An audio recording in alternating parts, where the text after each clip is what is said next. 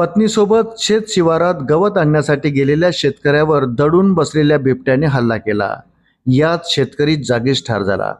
बाबूराव नथुजी पिल्लेवान, वय 50 वर्ष, राहणार कोदुर्ली, तालुका पवनी असे मृत शेतकऱ्याचे नाव आहे। पत्नीसमोरच घडलेली ही थरारक घटना शुक्रवारी 22 मे रोजी दुपारी 2 वाजताच्या सुमारास पिलांद्री शेत शिवारात घडली। माहितीनुसार बाबूराव व त्यांची पत्नी जनावरांना चारा आणण्यासाठी शेतात गेले होते। सोबत जेवणाचा डबाही घेऊन गेले होते। जेवण झाल्यावर काम आटोपत असतानाच दडून बसलेल्या बिबट्याने शेतकऱ्यावर अचानक हल्ला केला। हल्ला केल्यानंतर बिबट्याने चवताळलेल्या नजरेने महिलेकडे बघितले। क्षणाचाही विचार न करता महिलेने गावाकडे पळ काढत घटनेची माहिती दिली। ग्रामस्थ तथा वनाधिकारी घटनास्थळी दाखल झाले। बुद्धरत्न पिल्लेवान, वय 27 यांच्या तक्रारीवरून घटनेची नोंद करण्यात आली। वाघ, बिबट, अस्वल यांचे हल्ले वाढले असून परिसरातील शेतकरी व ग्रामस्थ धास्तावले आहेत।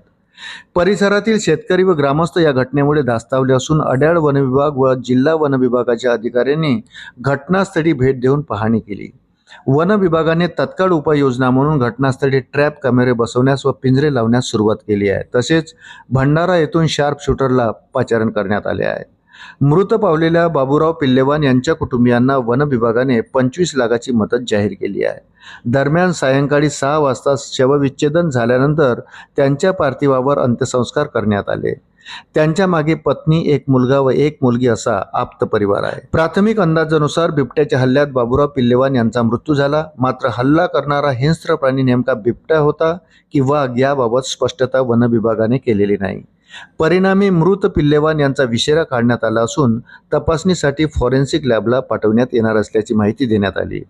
मृतदेहावरील जखमांचे व्रण वाघाची की बिबट्याची ही बाब अहवालात स्पष्ट झाल्यावरच नेमका हिंस्त्र प्राणी कोणता हे कळेल।